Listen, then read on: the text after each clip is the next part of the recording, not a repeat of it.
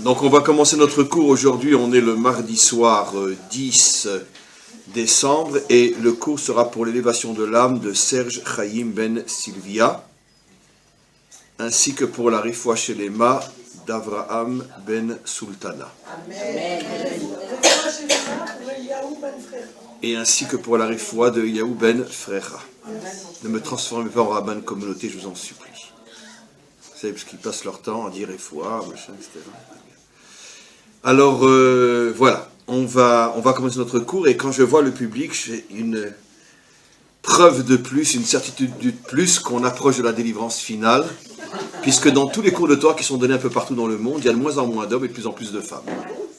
C'est vrai. C'est bon signe. Et c'est un très très très bon signe, parce qu'enfin la vérité se dévoile. Pendant des millénaires, la femme était à la cuisine, et l'homme se la jouait, genre c'est moi qui étudie la Torah, c'est moi qui fais les mitzvot, et puis la femme, la pauvre, elle préparait le couscous ou le tchoulent. Et puis, grâce à Dieu, le monde a changé, la femme a relevé la tête, et le signe véritablement le plus grand de l'approche de cette délivrance, c'est que, je le dis sérieusement, pratiquement dans tous les cours de Torah qui sont donnés partout, dans n'importe quelle langue, sauf si on dit aux femmes de ne pas venir, mais quand ce sont des cours mixtes, il y a de plus en plus de femmes et de moins en moins d'hommes. Donc, le peuple juif est en train de revenir à sa véritable identité. Voilà. Parce que c'est la femme qui donne l'identité juive. Non, je ne dis jamais. Sachez que je ne sors jamais rien de ma bouche qui soit stam. C'est qui donne l'identité juive? L'homme ou la femme? D'accord? C'est normal que pendant des millénaires, elle était à la cuisine pendant que l'homme il se la jouait au Beth Midrash? Non, c'est pas normal. C'est elle qui donne l'identité juive et elle est à la cuisine? Non. Alors aujourd'hui, grâce à Dieu, le monde a changé. La femme revient maintenant à l'étude. Et elle cuisine plus. C'est vrai qu'il y a de plus en plus d'hommes maintenant qui sont à la cuisine. Dans la nouvelle génération, c'est vrai que ce sont les hommes qui font à manger maintenant. C'est vrai. On en sait quelque chose, nous qui avons des enfants mariés. Nos pauvres enfants, ils sont tous à la cuisine. Nos pauvres fils. Mais quoi qu'il en soit, on va commencer notre cours, et j'avoue que d'une manière tout à fait providentielle, je n'avais pas prévu qu'il y ait à ce point plus de femmes que d'hommes dans le cours de ce soir, et j'avais donc prévu de faire un cours qui, d'une certaine manière, met la dimension féminine en évidence, qu'on va approfondir avec d'autres notions aussi, mais donc c'est un cours qui est tout à fait providentiel, qu'Aniré, que Hachem m'a mis dans la tête et dans la bouche, quelque chose que lui voyait qui allait se passer, que ça serait surtout un cours pour femmes. Et on va revenir dans notre paracha sur une question que j'ai déjà évoquée des milliers de fois, mais on va essayer de l'approfondir un petit peu, en passant aussi par d'autres notions. Rien de très nouveau au niveau formel, mais j'espère nouveau au niveau de l'approfondissement de ces notions. Ce fameux passage que l'on connaît tous, lorsque Yaakov rencontre Esav, il cache Dina. Il cache Dina dans une boîte. Pourquoi? Parce qu'il a peur que Esav la demande en mariage. Pourquoi Esav la demanderait en mariage? Parce que, comme on le sait, l'âme voit ce que les yeux ne voient pas. Et dans la mesure où elle est la fille de Léa, et qu'au départ Léa avait déjà été destinée à Esav, et que finalement elle s'est retrouvée avec Yaakov, j'ai expliqué pourquoi malgré tout, mais telle mère, telle fille, Dina ressemblait, nos maîtres disent que Dina c'était le portrait craché de sa mère, pas seulement sur le plan physique, sur le plan aussi mentalité, elle était vraiment comme sa mère. Donc Yaakov craignait beaucoup qu'en la voyant, il la demande, et refuser à Esav, c'est pas évident. Donc il l'a cachée, en pensant bien faire. Comment la petite Dina pourrait se retrouver avec Esav.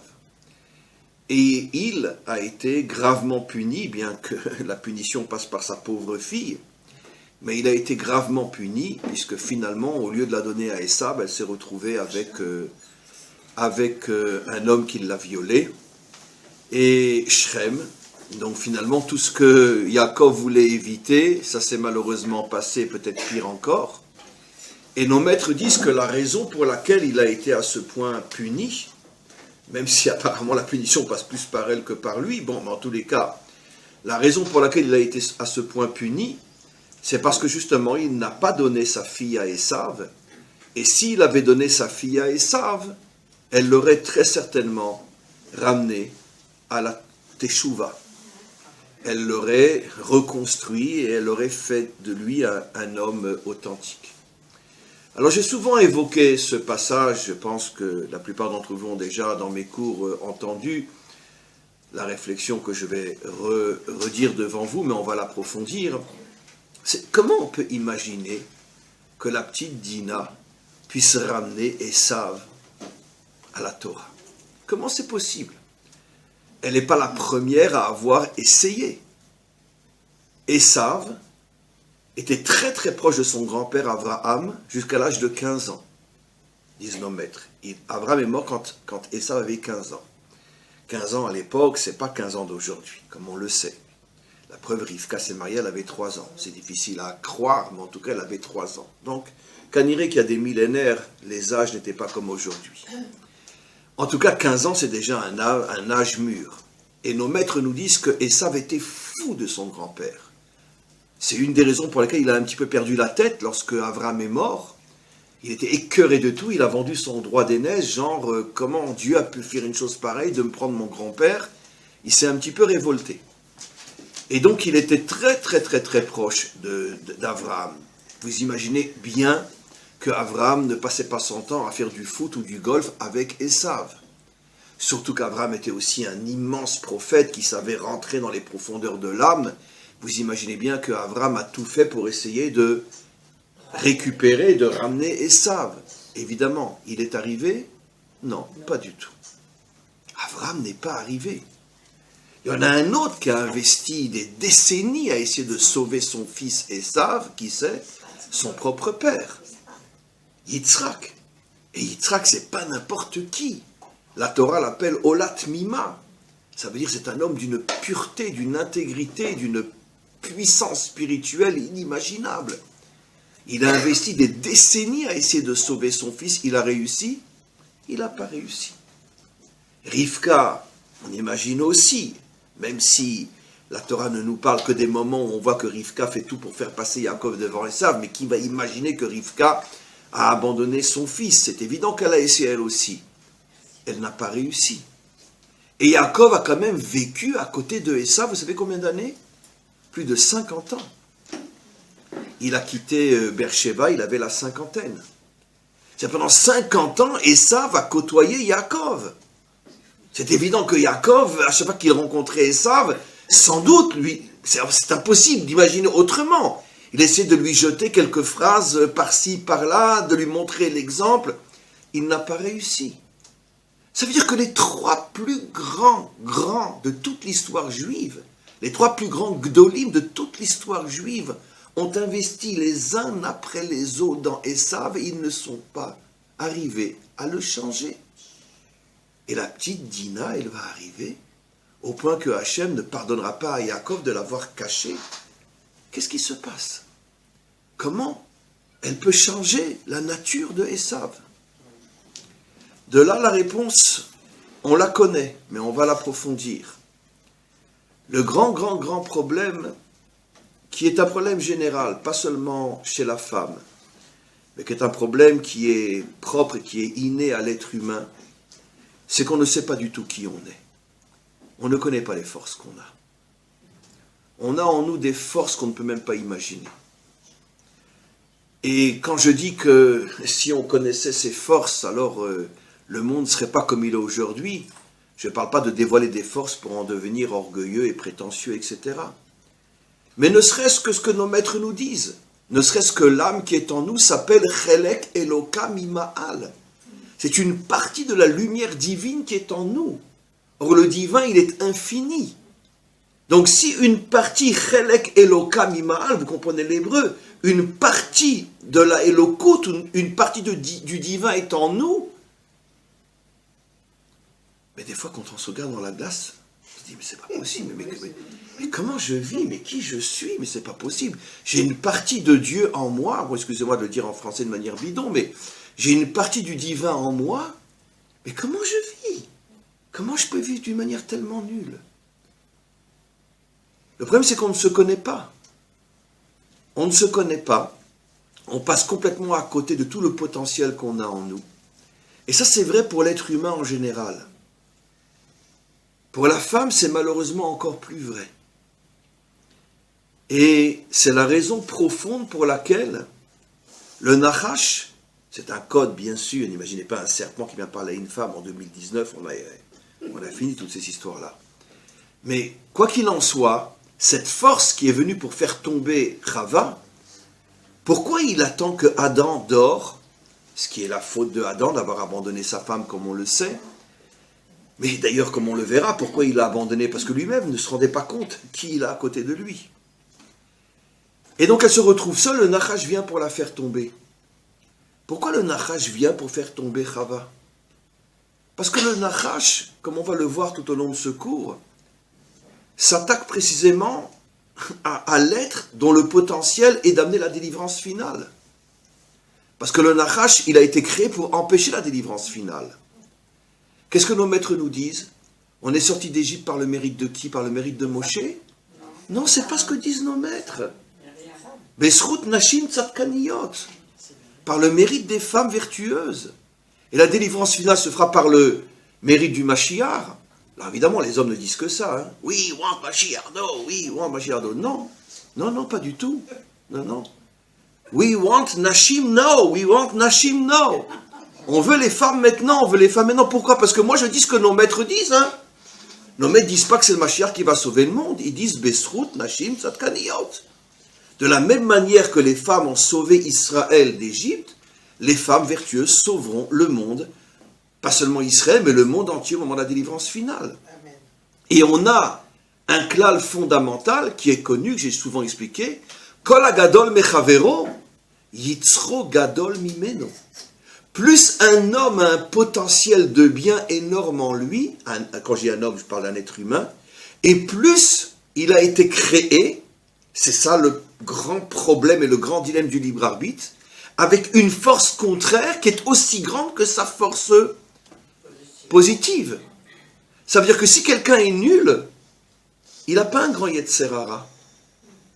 Vous savez qu'on comprend très très mal ce qu'est le Yetzer Hara.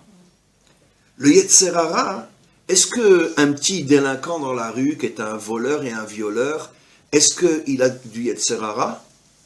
Non. Il a ce qu'on appelle Nefesh Abehemi. Il a son âme animale en lui. Il se comporte comme un animal. Le Yetzer Hara, c'est pas ça. Nos maîtres affirment dans le Talmud que le Yetzer Hara ne se trouve que chez les grands. C'est-à-dire que si quelqu'un n'est pas attaché à la Torah, il n'a pas de Yetzer Hara. Il est simplement dominé par ce qu'on appelle, dans la Chassidut on en parle beaucoup, surtout chez Chabad, le Nefesh Abehemi. L'âme animale. C'est pas le Yetzer Hara l'âme animale. Ça n'a rien à voir. Le Yetzer Hara est une force qui ne se trouve que c'est celui qui a un potentiel spirituel et moral énorme. Je vous ai déjà raconté cette histoire, je vais aller très très vite parce que je pense que vous la connaissez déjà pratiquement toute, mais c'est pas grave, vous savez, moi aussi je me répète des enseignements que je connais depuis 40 ans et plus, et je me les répète, je m'en lasse jamais. C'est cette fameuse histoire de Abaye, qui est un des plus grands maîtres du Talmud. Vous vous rappelez cette histoire-là? Et il avait l'habitude, il était responsable d'une petite ville, et bon, le soir, il n'y a pas de lampadaire ni rien, il avait l'habitude 2-3 fois par semaine de sortir discrètement le soir dans les rues pour voir que tout se passe bien dans sa ville dont il est responsable. Un soir, il se promène et puis il reconnaît deux voix de gens, un homme et une femme qui sont tous les deux mariés, qui se donnent rendez-vous, et il se dit, allez viens, on va dans les bois. Il est tellement choqué, il le connaît, c'est un des fidèles de sa communauté. Il la connaît aussi, celle qui fait le meilleur couscous de la ville. Alors, il la connaît aussi, mais comment c'est possible? Ils vont sortir dans les bois ensemble. Comment c'est possible? Il les suit dans le noir, il les voit se promener pendant une demi-heure, sans se toucher. Au bout d'une demi-heure, l'homme dit à la femme, bon, nos conjoints respectifs vont rentrer. Ils avaient choisi un soir où les deux étaient, lui était dans un cours et elle était, je sais pas moi, comme la frachat chala, après l'élément de la chala, peu importe. Et puis bon, il faut vite rentrer à la maison. Il rentre à la maison, Abaye rentre chez lui, il s'écroule sur son lit, agonisant. Agonisant. Ses élèves, le lendemain, viennent essayer de lui dire « Rav, c'est l'heure de la prière, foutez-moi la paix, je ne veux pas les prier. » Après, ils reviennent 1 heure après, c'est l'heure du cours. « Foutez-moi la paix, je ne veux pas donner de cours de Torah. » C'est l'heure de manger, j'ai plus envie de manger. Ils se laissent mourir. Les élèves ne comprennent pas. D'accord, si je vous arrête là et je vous demande pourquoi, vous allez me dire pourquoi, parce qu'il était bouleversé de voir que dans sa vie, il peut y avoir des problèmes pareils. Pas du tout. Pas du tout. Bon, il trouve une solution, on va faire venir son maître. À son maître, il s'est bien obligé de dire la vérité. Qu'est-ce qui s'est passé? Le maître arrive, là, Abaye est obligé de parler. Il raconte toute l'histoire. Le maître lui dit, mais c'est pour ça que tu te laisses mourir. Mais tu devrais être content, au contraire, qu'il ne s'est rien passé d'autre qu'une petite promenade dans la forêt. Tu te rends compte, ils sont tout seuls pendant 1 demi-heure, ils n'ont rien fait. Et Abaye, il dit à son maître, mais maître, mais tu n'as rien compris. Pourquoi je suis agonisant? Parce que moi, je sais que si j'avais été à sa place, j'aurais rien laissé. Si moi, j'avais été à sa place, elle n'a même pu rentrer à la maison. Je la bouffais toute crue. Et c'est pour ça que je me suis rendu compte que n'importe quel idiot dans mon village est 1000 fois plus grand que moi. Parce que moi, je sais ce que je leur ai fait. Et son maître lui dit, mais Abaye, t'as rien compris. C'est précisément le contraire. Kol agadol mechaveru yitzro gadol mimeno. Pourquoi lui, il lui a rien fait? Parce que c'est un nul, il n'a pas de yetzer hara. Et donc il avait stam envie de se promener. Mais toi, comme tu es un géant, ton yetzer hara est immense. Et si tu avais été avec elle, effectivement, ton yetzer hara aurait peut-être pris le dessus. Mais c'est précisément parce que tu es un homme immense que tu as une telle force en toi qui veut te faire tomber. De là, on comprend, et on va le voir avec d'autres exemples dans le cours, que c'est ce qui s'est passé avec Rava. Pourquoi le Nachash attaque Rava? Parce que le Nachash sait que la clé de la délivrance finale n'est pas entre les mains de l'homme, mais entre les mains de la femme. Besrut nashim tzadkaniyot. Et je vais expliquer maintenant, je reviens à Dina. Comment on peut imaginer que Dina puisse sauver Esav, alors que les 3 pères d'Israël, les 3 plus grands gadols de toute l'histoire d'Israël, au point qu'un jour, dans Parashat Vayera, Hachem dira en personne à Moshe, sache qu'avec toute ta grandeur, Rashi au début de Vayera, sache qu'avec toute ta grandeur, je pleure jusqu'à aujourd'hui encore la disparition des 3 pères, parce que même toi, tu ne leur arrives pas à la cheville. Regardez le Rashi, le premier Rashi de Vayera. Bon, il ne parle pas de la cheville, c'est moi qui en parle, mais c'est ce que ça veut dire. Je pleure jusqu'à aujourd'hui la disparition des 3 pères. Tu n'es rien par rapport à eux, même Moshe. Et eux n'arrivent pas à faire teshuva à Esav. Alors, comprenez que pour changer la nature de quelqu'un, il faut avoir une force en soi qui est surnaturelle. Parce que tu ne peux pas changer la nature avec la nature. C'est impossible. Pour pouvoir changer la nature, il faut que tu opposes à cette nature une force qui est surnaturelle. Cette force surnaturelle s'appelle comment par rapport aux attributs divins, les sphirotes? La bina. Bravo. La bina, comme on le sait, est la première des 10 forces qui est déjà au-dessus de la nature, puisque quand on prend du bas vers le haut, vous connaissez tous le nom des sphirotes, toutes et tous et toutes. Ouais, on doit dire tous et toutes, hein, malgré tout. C'est pas de moi. Rachi explicite. Je ne sors jamais rien de ma bouche qui n'est pas une référence. Rachi dit, les nations, Rachi dit, il y a plus de 1000 ans. Mais je me demande, mais d'où ils sortent nos maîtres?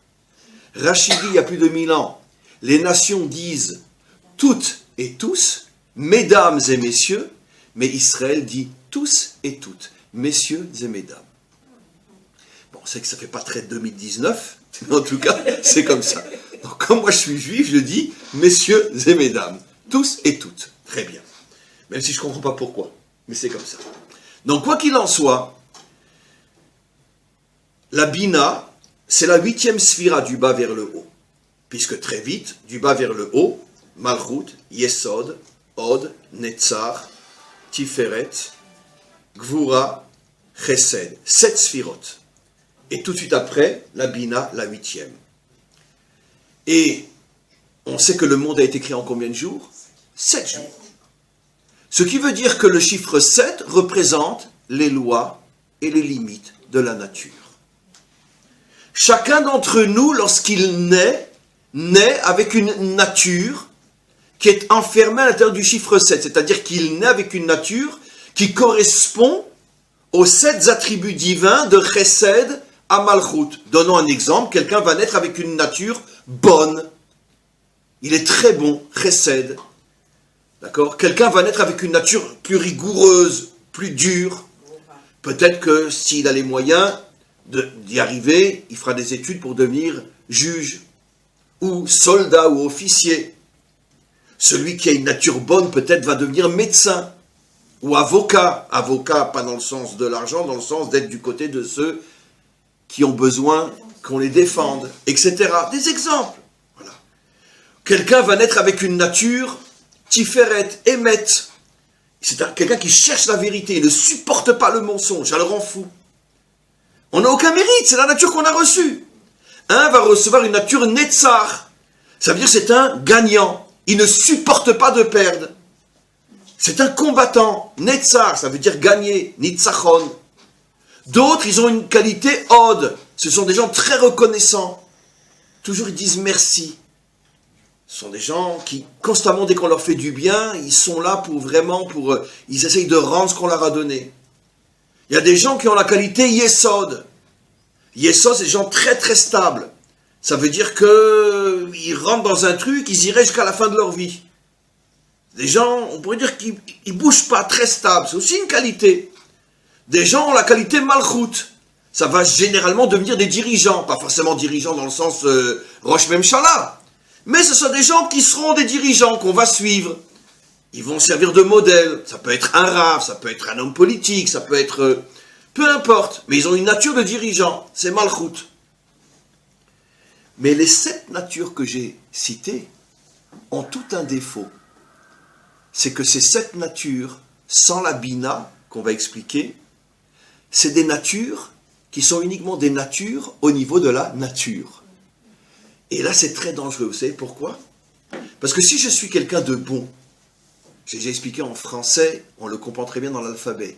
Le B est juste à côté du C. Très bien. Donc si je suis trop bon, et que c'est ma nature, et que je n'arrive pas à gérer ma nature, des fois, je vais devenir trop C.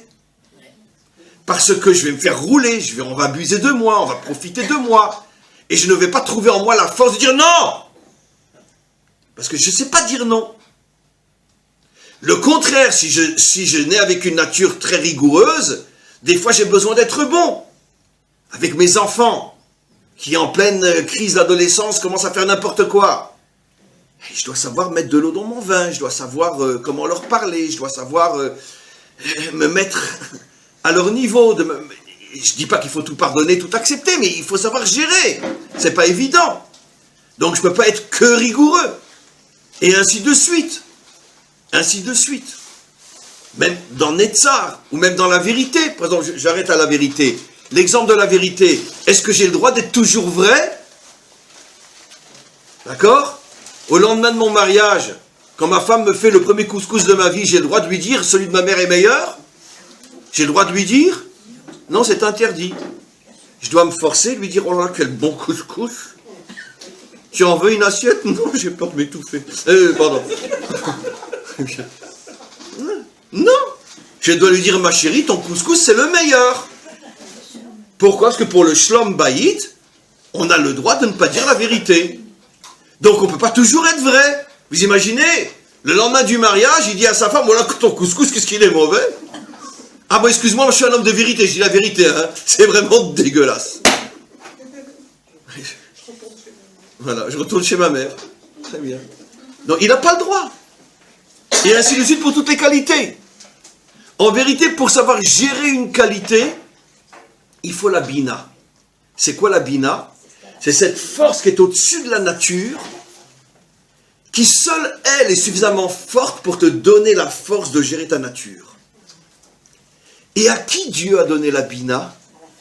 À la femme, ou je préfère dire à l'épouse. Comme il est dit, bina yetera nitna leisha.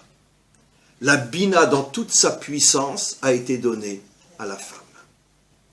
Ce qui veut dire qu'elle peut ne pas le savoir. elle peut toute sa vie passer à côté de ce qu'elle est, comme 99,9% des hommes et des femmes sur Terre, que personne ne sait ce qu'on porte en nous. On a cette image extraordinaire du Baal Shem Tov, qui, dans un exemple tellement simple, décrit ce que c'est un homme. Il dit, c'est quoi un homme? C'est un homme extrêmement pauvre qui est multimilliardaire. C'est une phrase à lui. Un homme extrêmement pauvre qui est multimilliardaire. Comment c'est possible?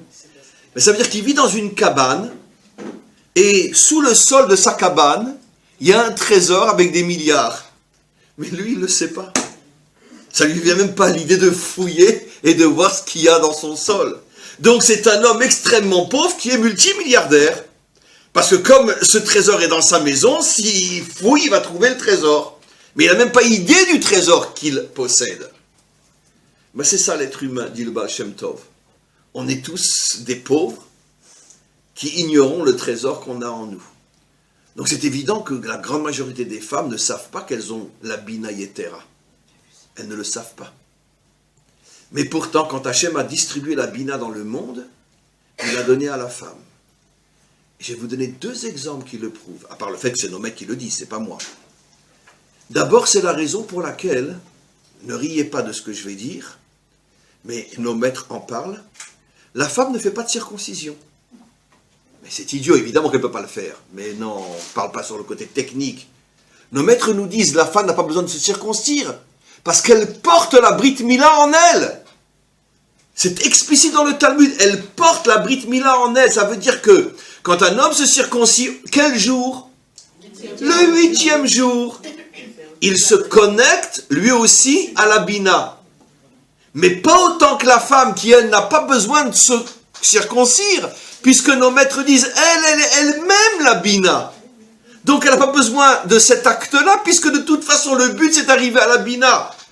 Mais elle-même, elle est la Bina. Première preuve que la femme possède la Bina. Deuxième preuve, on l'a déjà parlé tout à l'heure, aussi incroyable que ce soit, on dit messieurs et mesdames, on dit tous et toutes, d'accord? Ça fait très macho, mais d'un autre côté, aussi macho que tu sois, qui c'est qui transmet l'identité juive? Toi ou elle? Elle. Donc c'est qui la vraie juive? Toi ou elle? Très bien, c'est elle. C'est elle. Parce que tu peux monter, descendre, tu ne transmets pas l'identité juive. C'est elle qui la transmet, et pas toi. Donc ce qui veut dire qu'elle a une puissance spirituelle, identitaire, que tu es loin, loin, loin, loin d'avoir. D'accord? Voilà. Et je vous dis un secret, maintenant. C'est pourquoi on dit messieurs et mesdames? Parce que Hachem, il connaît la mentalité des hommes. Si on disait mesdames et messieurs, les hommes seraient tellement méchants que les pauvres femmes, qu'est-ce qu'elles prendraient sur la tête? Donc pour calmer les hommes, on dit messieurs et mesdames. Mais en vérité, le bon Dieu sait très bien qu'en vérité, on devrait dire mesdames et messieurs. Vous savez d'où je le sais ça? Comment est appelée la femme dans la Torah? Eshet Chayil Ateret Baala. La femme vertueuse est la couronne de son mari. La couronne, c'est bien la partie la plus haute qui est sur la tête. Et qu'est-ce que donne la couronne sur la tête? La royauté. Ce qui veut dire que nos maîtres nous disent qu'en vérité, la femme dans son essence est au-dessus de l'homme, puisqu'elle s'appelle la couronne de l'homme. Ateret Baala. Donc maintenant, vous allez comprendre ce qui se passe. Pourquoi Abraham n'est pas arrivé à changer Esav? Pourquoi Yitzhak n'est pas arrivé à changer Esav? Pourquoi Yaakov n'est pas arrivé? Parce que c'était des hommes.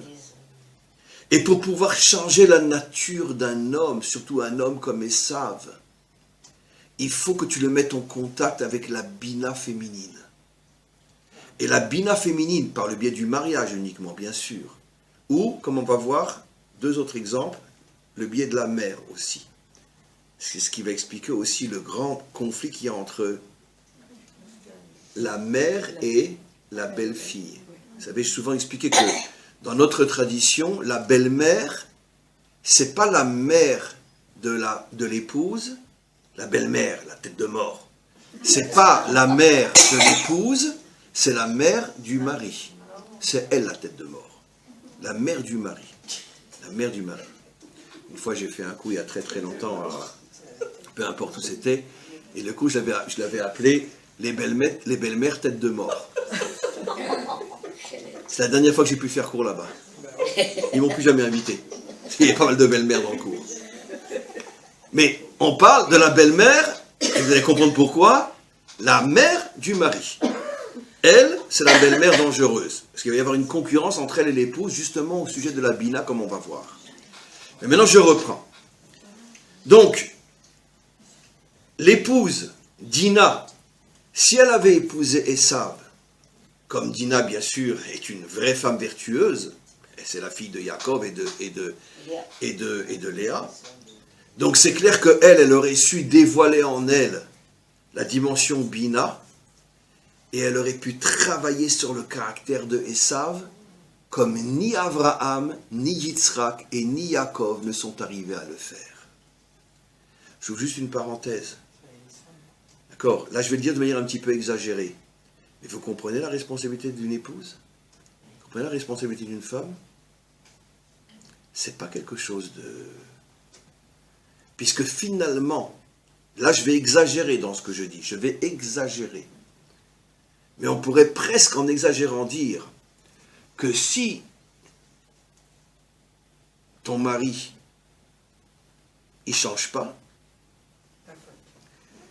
tu es en partie responsable. Parce que si tu avais dévoilé la bina que tu as en toi, peut-être il aurait pu changer. C'est intéressant. C'est ce qu'on dit sur, quand même, Dina et Esav. Ça veut dire un homme d'une violence, d'une voyouserie incroyable, Esav biblique, tel qu'il était déjà à cette époque-là, et la petite Dina qui, je sais pas, ils avaient peut-être 30 ans de différence, peut-être plus même. Et voilà.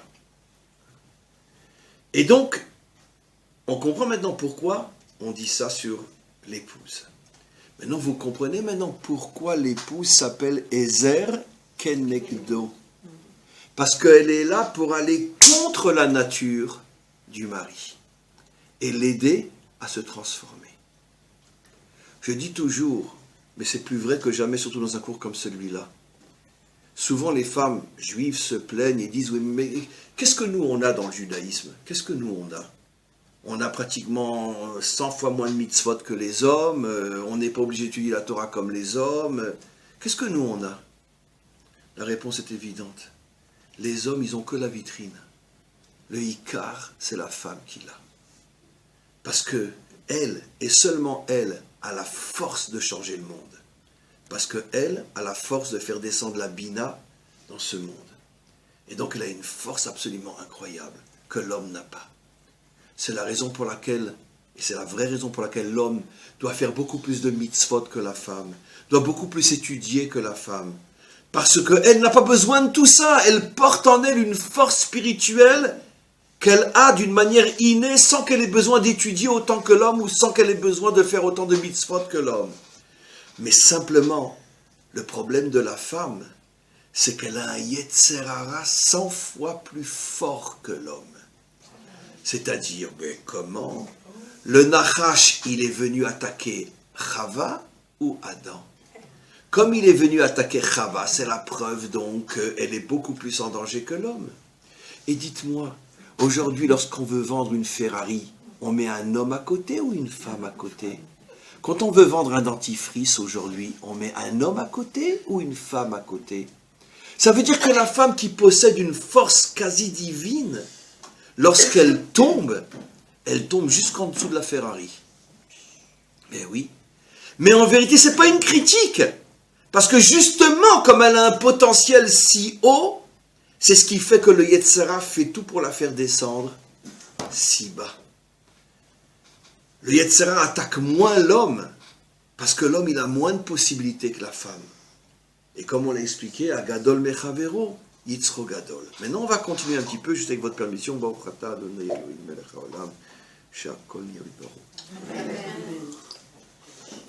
On retrouve ce phénomène, oui. Moi, j'ai l'impression que si on met une femme à côté de la Ferrari, C'est parce que l'homme, achetant la Ferrari, espère avoir la femme avec. Mais c'est exactement ce à quoi je faisais allusion. Mais moi, j'ai pas osé le dire. Mais ça veut dire que quoi? Qu'en fait, il achète deux objets, la Ferrari et voilà. Ça veut dire que celle qui a un potentiel divin en elle plus que l'homme s'est transformée en objet. C'est ce à quoi je faisais allusion. Dans la société occidentale, elle est vraiment traitée comme un objet absolu. Enfin, elle accepte aussi sa position. Je dis toujours que l'histoire de la libération de la femme, MLF, c'est la plus grande escroquerie jamais inventée dans l'histoire. La femme croit qu'elle s'est libérée, elle n'a jamais été autant transformée en esclave et en objet que dans le monde occidental. Mais les hommes sont tellement malins qu'ils lui font croire « Ah non, hein, t'es libre, tu fais ce que tu veux. Hein. » Mais en vérité, elle est tombée dans le panneau. Elle n'a jamais été autant un objet que dans le monde soi-disant moderne et occidental. Même à l'époque des Romains, la femme était plus noble qu'elle l'est aujourd'hui, au niveau de la grande masse des femmes, etc., qui n'existent que pour attirer le regard, etc., et se transforment en objet. On continue. On retrouve ce phénomène, oui. Je me demande pourquoi Mashiach sera donc un homme. Je vais vous expliquer. La réponse, chaque mot que je dis est absolument authentique. Quand vous vous promenez aux Champs-Élysées, d'accord, les vitrines des magasins sont plus belles les unes que les autres. Mais d'un autre côté, vous ne pouvez rien acheter de la vitrine elle-même. Il faut rentrer dans le magasin. L'homme est la vitrine de la femme. Mais le magasin, c'est la femme. C'est-à-dire qu'en vérité, le Mashiach homme n'existera que par le mérite des forces qu'il reçoit de sa femme. C'est pas de moi, le Hari HaKadosh.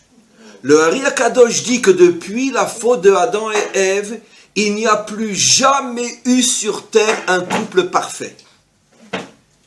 Et la première fois qu'on retrouvera un couple parfait, ça sera tout simplement le Mashiach et son épouse. Et toutes les forces que le Mashiach aura en tant que vitrine, il les sortira de son magasin qui est son épouse. Voilà. C'est pour ça qu'il est dit, au sujet de la femme, Kol kvoda bat meler pnima, que toute la force de la reine, qui est l'épouse vertueuse, tout est à l'intérieur, on ne voit rien. D'accord? Je voulais que je vous donne un exemple. Encore une fois, je ne dis rien qui n'a pas un accord. Le Rabbi de Lubavitch, le Rabbi de Lubavitch, le Rabbi de Lubavitch. Oui, le Rabbi de Lubavitch, c'est vrai. Très bien. Mais heureusement que le Rabbi de Lubavitch était un vrai juste, qui un jour a remis tout le monde à sa place et a révélé la vérité. Vous savez que sa femme, on ne la voyait jamais. Elle n'allait jamais au 770. Elle travaillait dans une bibliothèque américaine non juive. Ouais, elle était bibliothécaire. D'accord? Elle roulait en voiture. Pour une femme de rabbi, c'est pas évident. D'accord? Et excusez-moi de le dire, ça me fait un petit peu honte. Et jusqu'à très tard dans sa vie, elle fumait. Ah oui. Non, ça n'enlève rien à sa grandeur que va révéler le rabbi. C'était une vraie femme. C'était pas le petit toutou de son mari. Très bien. Ok. Donc, elle roulait en voiture, il y a 80 ans, une femme de rave, à plus forte de rabbi qui roule en voiture, c'est pas évident, d'accord? Comme en Arabie Saoudite, les femmes ne roulent pas en voiture. Très bien. En plus, elle fume et elle travaille chez les non-juifs. La femme du rabbi. Et elle va décéder avant son mari. Et le rabbi va faire un cours où il va expliquer dans les deux noms de sa femme, Chaya Mushka. Il explique, peu importe, c'est pas mon sujet maintenant, qu'en vérité, c'est elle qui lui a apporté les deux niveaux de l'âme les plus hauts qui sont la Chaya et la Yechida. Ça veut dire que c'est elle qui a fait de lui le rabbi de Lubavitch. Et vous savez pourquoi on ne la voyait jamais, cette femme-là? Pourquoi elle s'est tellement éloignée des spots et des phares? Parce que c'était une vraie Batmeller. Toute sa force, elle était dans le secret que personne ne pouvait comprendre. Le rabbi, le rabbi, le rabbi. Non, la Rebbetzin, la Rebbetzin, la Rebbetzin. C'est elle, dit le rabbi, qui a fait de moi ce que je suis. Et il a expliqué que le nom Chaya vient de la partie qui s'appelle Chaya. Et Mushka, il apporte, demandez à des Lubavitch qui vous trouvent la sira, vous la verrez. Il explique que Mushka fait allusion à la Yechida. Ça veut dire mes deux plus hauts niveaux d'âme, je les ai reçus de mon épouse. Un jour, le rabbi dira à son secrétaire, c'est vrai, j'ai beaucoup de chassidim dans le monde, mais je suis sûr d'une seule chose. Je suis sûr d'avoir eu au moins un chassid dans ma vie, c'est mon épouse. Voilà ce qu'il dira. Mais ça, c'est le rabbi, c'est un vrai homme qui sait reconnaître d'où vient sa force. Vous comprenez? Et donc, on continue maintenant. On va retrouver cet exemple-là aussi, où on va voir deux interventions de femmes. Cette fois-ci, une est une épouse et une est une mère. Qui a sauvé Abraham quand il s'appelait encore Avram? C'est Sarah. J'ai déjà révélé le grand secret que nous révèle le Zohar ainsi que le Ri Akadosh. Pourquoi Sarah? Comment vous imaginez une femme qui dit à son mari, tiens, prends une autre? Attends, c'est une malade mentale ou quoi? Ça veut dire quoi? Même si à l'époque la polygamie est permise, mais que la femme dit à son mari, va avec une autre, qu'est-ce qu'elle a derrière la tête? Elle veut sauver son mari. Elle veut lui changer sa nature. Parce qu'elle sait que Abraham, qui est l'homme de la bonté, doit mettre au monde Yitzhak, qui est l'homme de la rigueur. Et tant qu'il sera coincé au niveau de sa nature, il ne pourra pas... L'eau ne peut pas faire naître le feu. La bonté ne peut pas faire naître la rigueur. Et elle comprend Beroa HaKodesh. Rachid nous dit qu'elle était plus grande prophète qu'Abraham. Rachid nous dit qu'elle était plus grande prophète qu'Abraham. Hein? Mais j'invente rien. Rachid a le courage de nous dire que sa femme était plus grande prophète que lui. Elle a compris qu'il a en lui une clipa, une écorce, qu'il faut qu'il l'évacue, qu'elle sorte ailleurs, pour qu'il se libère de cette écorce, clipa en hébreu, pour qu'après il puisse mériter de mettre au monde Yitzhak. Voilà. C'est comme si vous avez comment on appelle ça, un tsinor, on dit tsinor en français, un tuyau dans lequel vous avez une pierre. L'eau ne coule plus. Là, vous faites rentrer un morceau de fer dedans et vous éjectez le caillou, et à ce moment-là, l'eau peut circuler. Elle sent qu'il y a un blocage dans son mari. Et elle trouve une astuce incroyable. Et un enfant avec Agar, comme ça, le caillou, il va sortir. Et tu vas te purifier. Voilà. Et c'est pour ça qu'elle dit, va avec Agar. Et regardez le miracle de l'allusion dans la Torah. La Torah prend la peine de nous dire quel âge a Abraham lorsque Ishmaël naît. Il a 86 ans. 86 est la valeur numérique du mot la nature, Ateva. Elle l'a aidé à sortir de sa nature. Wow, sacré Sarah, hein? C'est pas n'importe quoi une femme, hein? Vous avez compte? Elle l'a aidé à sortir de sa nature. Et tant que tu n'auras pas fait sortir ce caillou, tu ne pourras pas t'élever au niveau que tu dois atteindre pour que toi et moi on puisse avoir un enfant qui sera le contraire de ce que tu es. Et donc, elle l'envoie chez Agar. À 86 ans, Hateva, la nature, Ishmaël naît. Elle sauve son mari. Tout de suite après, Hachem lui donne à lui un hé et à elle un hé. Deux hé. Où c'est qu'on retrouve deux hé dans la Torah? Dans le nom divin. Yud et après Vav et. Les deux et. Et vous savez à quoi correspondent les deux et? Le premier et, c'est le et de la Bina, et le dernier et, c'est le et de la royauté, de la Malchut.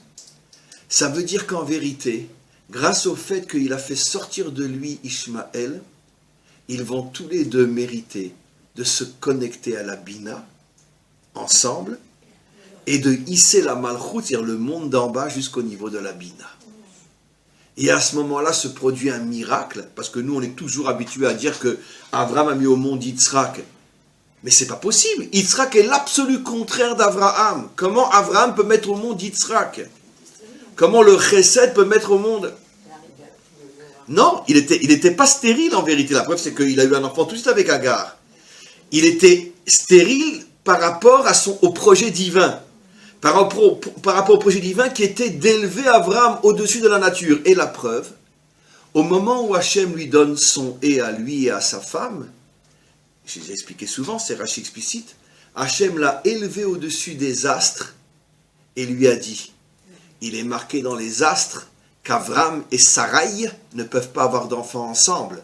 Et maintenant vous avez reçu le hé, vous êtes au-dessus des astres et Abraham et Sarah pourront avoir un enfant ensemble. Ça veut dire que le hé les a élevés surtout lui au-dessus de la nature. Et à ce moment-là, ils peuvent mettre au monde Yitzhak. Qui a sauvé Abraham? Qui a permis finalement au premier vrai juif de naître? Sarah, l'épouse d'Abraham. La première fois qu'une femme va sauver son mari, ça va être Sarah qui va sauver Abraham. On va retrouver le même phénomène, mais cette fois-ci au niveau de la mère. Qui a sauvé à nouveau le peuple juif à l'époque de Yitzhak et Rivka? C'est Yitzhak? Mais pas du tout. Yitzhak et Rivka, Yitzhak, il est entêté, il veut absolument tout investir dans Esav. Qui comprend que son mari se trompe? C'est Rivka. Qui va sauver à nouveau le peuple juif? Ben, c'est encore une fois Rivka. Donc on voit bien, et j'ai pas fini, que Sarah sauve Abraham. S'il n'y avait pas eu Sarah, on existerait aujourd'hui? Non. Si elle avait, tout simplement, par ego, dit « Ah non, non, non, t'es mon mari, tu te maries pas avec personne d'autre. Hein. » Et puis Sarah avait du caractère. Hein. Même si Abraham, il avait le droit à la polygamie, si sa femme lui avait dit « Tu bouges, je te casse », il n'aurait rien fait. Très bien. Okay. Donc, c'est elle qui lui dit « Va ». Donc, qui a créé le peuple juif? C'est Sarah. Qui a sauvé le peuple juif? C'est Rivka. Très bien. Et puis dites-moi, il y a une autre femme aussi qui va à nouveau sauver le peuple juif avec Yaakov. C'est qui? C'est Rachel. Mais vous imaginez ce qu'elle fait, Rachel? Elle voit sa sœur passer devant elle. Elle court lui donner le code qu'il faut dire sur la roupa pour pas qu'il lui lève le voile et qu'il dit « Mais qu'est-ce que tu fous là? T'es pas Rachel » et qu'il lui fasse honte devant tout le monde. Alors que pendant 7 ans, il a travaillé pour elle. Vous remarquerez qu'en vérité, que ces 3 femmes, elles ont un point commun. Elles ont éliminé leur ego. Sarah, en donnant Agar.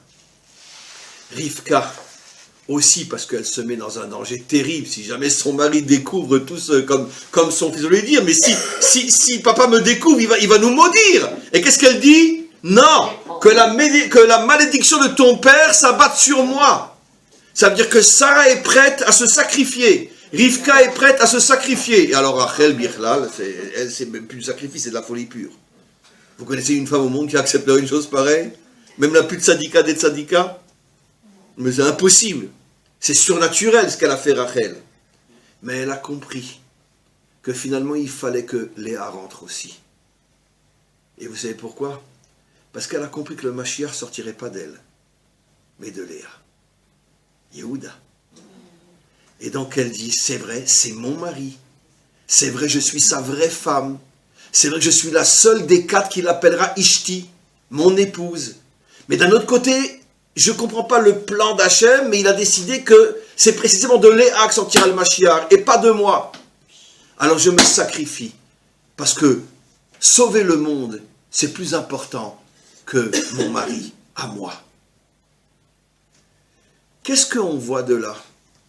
Que pour que se dévoile la bina chez la femme, il faut qu'elle arrive à travailler sur son ego. Ça veut dire que c'est comme si en vérité il y avait une porte, et devant la porte, il y avait un mur. Si tu arrives à casser le mur, tu ouvres la porte, tu rentres dans le monde de la bina, et tu deviens une sauveuse du monde. Mais pour y arriver, il faut être capable de casser l'ego. L'ego, c'est... Voilà. Maintenant, je vais vous expliquer d'une certaine manière. C'est la raison pour laquelle, d'une certaine manière, Hachem aide la femme à casser son ego, d'une certaine manière, Par le vécu de la femme, tout simplement. Parce que, bon, je ne parle pas d'aujourd'hui, où les choses ont changé depuis quelques années déjà, mais pendant des millénaires. C'est vrai que, bon, il n'y en a que pour l'homme. La femme, elle est dans son coin, etc. Donc, elle se sent inférieure. Et après, je vais traduire dans le vrai langage. C'est vrai que, pendant des millénaires, c'est lui qui travaille, c'est lui qui ramène l'argent. Donc, elle est très dépendante de son mari. C'est vrai aussi. C'est vrai que lui, il peut se permettre de dormir et ronfler toute la nuit, mais quand le bébé il crie, c'est plus comme ça aujourd'hui, c'est vrai. Mais pendant des millénaires, vous imaginez un mari qui se lève pendant la nuit quand le bébé crie. Ah, excuse-moi, attends, moi je dois travailler demain, hein, et donc tu te lèves toi, hein, d'accord. Donc elle n'a pas de nuit. Elle n'a pas de corps non plus. Pourquoi qui c'est qui met au monde les enfants? C'est elle ou c'est lui? Qui c'est qui perd son calcium? Qui c'est qui perd qui c'est qui perd son fer? Qui c'est qui perd ses forces? Qui c'est qui se défigure pendant les périodes de grossesse et quand c'est les grossesses les unes après les autres?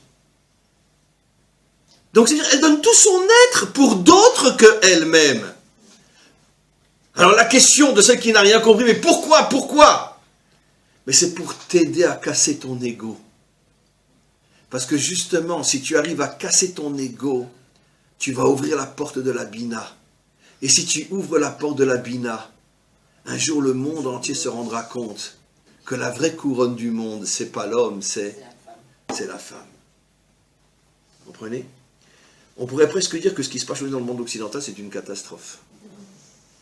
Parce que la femme, aujourd'hui, elle a un ego comme on ne peut même plus imaginer. Elle a dépassé 1000 fois celui de l'homme. Je parle de la femme standard, occidentale, etc. Mais c'est vrai chez nous aussi. Et donc finalement, on se rend compte qu'on a l'air de s'éloigner terriblement de la délivrance finale, puisque ça ne peut passer que par la femme. Et la femme aujourd'hui, elle se considère même au-dessus, et l'homme, c'est devenu aujourd'hui le toutou. D'accord? Allez, il rentre du travail, vas-y, il y a la vaisselle qui t'attend, après tu fais le ménage, machin, etc. L'enfant, il pleure la nuit, c'est lui qui se réveille. C'est comme ça maintenant, la nouvelle génération. Bon, c'est un petit peu partagé, mais enfin plus du côté de l'homme que du côté de la femme. Nous, on ne sait pas ça, parce que c'est plus de notre âge. Mais dans les nouvelles générations, je peux vous garantir que c'est comme ça que ça fonctionne. Tous les maris sont à la vaisselle, et tous les maris sont à la cuisine. Je parle de nouvelle génération, les 20, 30, etc. C'est comme ça. Et donc, alors, ça ramène la femme à un ego inimaginable. Et bien, le Hari Akadosh révèle, il y a plus de 500 ans, que le dernier, j'ai déjà expliqué dans mes cours, le dernier grand combat du Yetzer Hara sera à l'intérieur du peuple juif, à l'intérieur de la famille, la destruction du couple et la destruction de la famille.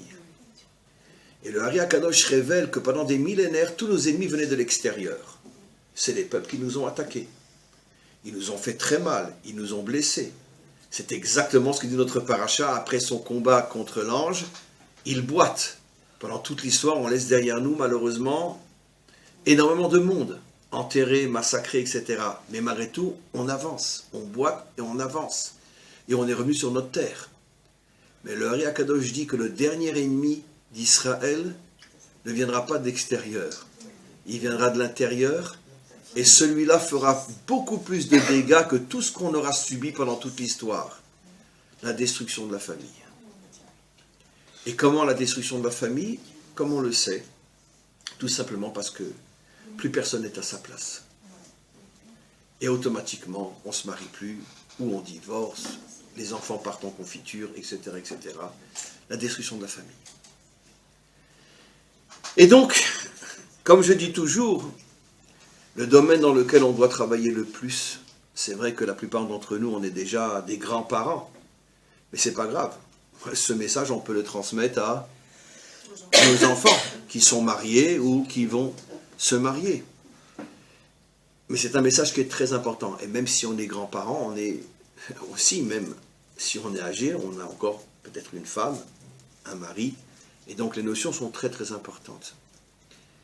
Vous voyez qu'en vérité, même sur le plan qui apparemment n'a pas de rapport, n'a pas de relation directe, on voit qu'Hachem nous envoie des messages extraordinaires. Vous savez qu'apparemment, ça va être dans les heures qui viennent, on part pour des 4e élections. Oui. D'accord. Oui, il y en a eu 3 déjà. 2. Non, on va pour la 3e élection. 3e élection en moins d'1 an et demi. C'est le premier cas dans toute l'histoire de l'Occident qu'un truc comme ça arrive. D'accord. Voilà. C'est de la folie. Surtout qu'on sait très bien que ça ne va rien servir à rien, puisque de toute façon, tout le monde va plus ou moins voter de la même manière, puisque la carte politique ne change pas. Donc les idiots que nous sommes vont toujours voter pour les mêmes. Très bien. Ok. Donc on est reparti pour 4, 5, 6 élections, peu importe. Mais quoi qu'il en soit, regardez, il y a un message extraordinaire, le fait qu'on n'arrive plus à former un gouvernement, donc il n'arrive plus à avoir un gouvernement et le peuple. Mais mes amis, la relation entre le gouvernement et le peuple n'est-il pas le modèle de la relation entre l'homme et la femme? C'est pas de moi, Zohar explicite, qui dit que la relation entre Adam et Ève était la relation entre le roi et son peuple. Ce qui veut dire qu'en vérité, le peuple, c'est la dimension féminine, et le dirigeant, c'est la dimension. Voilà, ce qui est très intéressant, c'est que chez nous, qu'est-ce que l'on dit? En meler bli am. Le roi n'est roi que grâce à son peuple. Tout ce qu'on vient de dire. Mais aujourd'hui, pourquoi on n'arrive pas à avoir de gouvernement? Parce que ce qui se passe au niveau national n'est que le reflet de ce qui se passe au niveau familial. Il n'y a plus d'hommes, il n'y a plus de femmes, il n'y a plus d'enfants, il n'y a plus de famille. Et on se retrouve, comme on sait que Hachem nous a choisis pour être le microcosme et le modèle de ce qui se passe dans l'humanité tout entière, chez nous, ça se voit toujours d'une manière beaucoup plus forte que partout ailleurs. Parce que même en France, il y a un gouvernement, mais quel gouvernement? Mais Chaussette aussi, c'est le gouvernement. Mais eux, comme ils ont l'impression qu'ils ont quelqu'un, alors bon, ils ne ressentent pas le problème. Mais chez nous, Hachem nous montre le problème, il nous fait vivre le problème, car on n'a pas du tout de gouvernement. Et on n'en est pas prêt d'en avoir un. Qu'est-ce qu'il veut nous faire comprendre en vérité? Le secret, c'est tout simplement la destruction de la relation entre l'homme et la femme. C'est pour ça qu'on n'a pas de gouvernement. Voilà. Et quel est le mot d'ordre depuis des mois qu'on entend au niveau politique? Il faut un gouvernement d'union, mais chacun dit sans concession. C'est devenu la nouvelle Bible d'Israël. Gouvernement d'union nationale, mais sans concession. Sans compromis. Voilà. Ce qui veut dire l'absolu contraire de la construction d'un couple. Parce que par définition, un couple ne se construit qu'avec des concessions et qu'avec des compromis. Car si chacun reste sur ses positions, comment tu veux devenir Echad? C'est moi qui ai raison. Et alors, même si tu as raison, il faut savoir que nos maîtres disent que pour le shalom, on doit sacrifier le émet. Donc on doit sacrifier le j'ai raison. Le shalom est plus important que le j'ai raison. Donc automatiquement, c'est exactement ce qu'on entend depuis des mois. Il faut un gouvernement d'unité nationale, mais personne n'est prêt à faire des compromis. Donc on voit que Hachem nous fait vivre, au niveau de la dimension nationale, ce que la vérité, la plupart d'entre nous vivons au niveau de la dimension particulière de chacun d'entre nous. Je voudrais juste terminer, parce qu'il est déjà tard, par une petite phrase très importante. Je voudrais revenir sur Esav. Donnez-moi encore 5 bonnes minutes, et après on va se régaler avec tous les bons mets que Madame Attali a préparés. Voilà. Et n'en partez pas, parce qu'on va vraiment se régaler après. On aura eu la nourriture spirituelle, après on a la vraie nourriture, la nourriture physique. Non, mais il y en a plein derrière le rideau aussi. Non, mais c'est pas ce qui vous attend, derrière le rideau, il y en a plein. Alors, je continue. Revenons juste sur Esav. Finalement, Dina n'a pas pu sauver Esav. Mais Esav, il a été sauvé finalement à moyen long terme. Ben oui. Parce qu'on a quand même une sacrée tradition concernant Esav. Vous savez que Esav va revenir, le bon côté de Esav va revenir dans le Gilgul de qui? Ah, j'ai déjà dit 1000 fois ça. Comment? Peut-être, mais bon, je ne sais pas. Là où on est sûr, David Ameller. David Ameller était le Gilgul de Esav. Quel va être, et il y en a eu d'autres, avant David et après David. Quel va être le dernier grand Gilgul de Esav? Le Mashiach lui-même. L'homme qui va sauver le monde est celui qui a commencé à le détruire. C'est intéressant parce que quand vous prenez le mot Nachash, c'est la même valeur numérique que le mot Mashiach.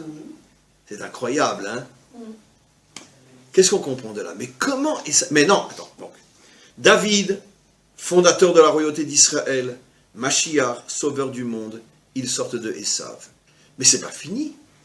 Les plus grands maîtres d'Israël sortent aussi de Esav. Le seul maître qu'on a une telle lumière, Rabbi Meir, une telle vérité, il rentrait dans le Beth Midrash, plus personne n'avait de questions. Nos maîtres font remarquer, c'est pas qu'ils avaient la réponse, ils n'avaient même plus de questions. C'est encore plus que d'avoir une question, une réponse. Tu n'as même plus la question. Tellement la lumière est grande. Tu ne comprends même plus comment tu as pu poser cette question-là. Rabbi Meir, Onkelos, de tous les maîtres d'Israël, celui qui a été choisi pour traduire la Torah, et vous savez, comme je dis toujours, et c'est connu, traduction, trahison.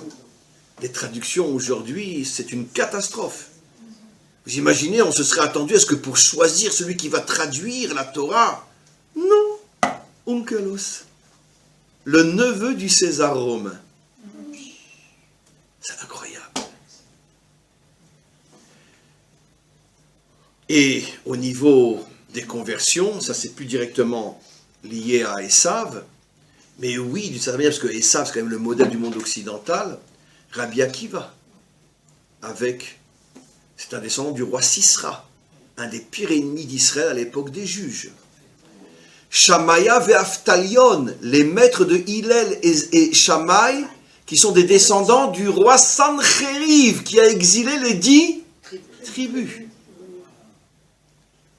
Comment se fait-il que de telles lumières viennent de si loin et de si bas? Sisra, les Césars de Rome, Sancheriv. Et maintenant revenons sur Esav. En vérité, de là, mes amis, nous apprenons quelque chose d'extraordinaire. C'est que c'est sûr qu'Esav était un très très grand voyou. C'est sûr qu'il est tombé très très bas. Mais pourquoi? Parce que ce principe est vrai chez tous. Parce qu'il avait un potentiel tellement immense que le Nachash s'est acharné sur lui pour qu'il ne dévoile jamais le trésor qu'il avait en lui. Et ce trésor, malgré tout, va traverser l'histoire. Il va commencer à se dévoiler avec le roi David. Et puis après, avec le Mashiach lui-même. Ce qui veut dire que de là, on comprend quelque chose d'extraordinaire qui est pour nous une leçon de folie. D'accord? Ne repoussons jamais celui qui, à ce moment précis, semble être un mécréant, un bandit, un tout ce que vous voulez. Pourquoi? Parce que tu ne sais pas le potentiel qui se cache en lui. Je ne dis pas qu'il faut qu'il vive à côté de moi. C'est sûr que Yaakov et Esav ne pouvaient pas vivre l'un à côté de l'autre. Mais attention, tu ne sais pas ce qui se cache dans une personne. Peut-être ça va prendre des siècles par le biais des Gilgoulim jusqu'à ce que ça ressorte. D'ailleurs, c'est ça, de toute façon, le secret de la conversion. C'est quoi la conversion? C'est pendant des siècles, on a affaire à des gens qu'on n'aurait pas pu imaginer qu'un jour sortirait d'eux un Rabbi Akiva, une route de Moab. Comment qu'on aurait pu imaginer? Qui aurait pu imaginer? En plus, Rabbi Akiva, jusqu'à l'âge de 40 ans, c'était un ignorant total, qui même détestait la Torah. Comment c'est possible? C'est qu'Hachem nous montre que dans ce monde, ne te précipite pas à conclure des conclusions hâtives, grossières, car ce monde est un monde complètement voilé, complètement caché, et tu ne peux pas savoir ce qui à long terme peut sortir de l'obscurité. Et ça, c'est une leçon extraordinaire. Et je reviens maintenant et je termine sincèrement. Celle qui a cette capacité de voir ce qui se cache, plus encore que l'homme, c'est bien sûr l'épouse. Pourquoi? Parce qu'on dit qu'elle a reçu la bina. Et c'est quoi la définition de la bina? Les avin davar, mitor davar. La bina, c'est la capacité de voir ce qui se cache derrière le visible. Et ça, c'est ce qu'on appelle en français l'intuition féminine, c'est très connu, mais ça, c'est la force de la femme. Le discernement. C'est pour ça que le jour où l'homme comprendra que finalement, s'il a le mérite de vivre à côté d'une femme vertueuse, et ce que je vais dire, j'y crois à 2 milliards de pourcents, tu as un problème dans ta vie, Si tu vis à côté d'une femme vertueuse, ne va pas demander à un rave ou à un rabbi. Demande à ta femme. Parce qu'elle sera mieux que n'importe quel rave au monde. Parce qu'elle a la bina plus que n'importe quel rave au monde. Et le jour où dans les couples on comprendra cette notion-là, alors Bezrat Hashem, on aura la délivrance. Amen. Amen.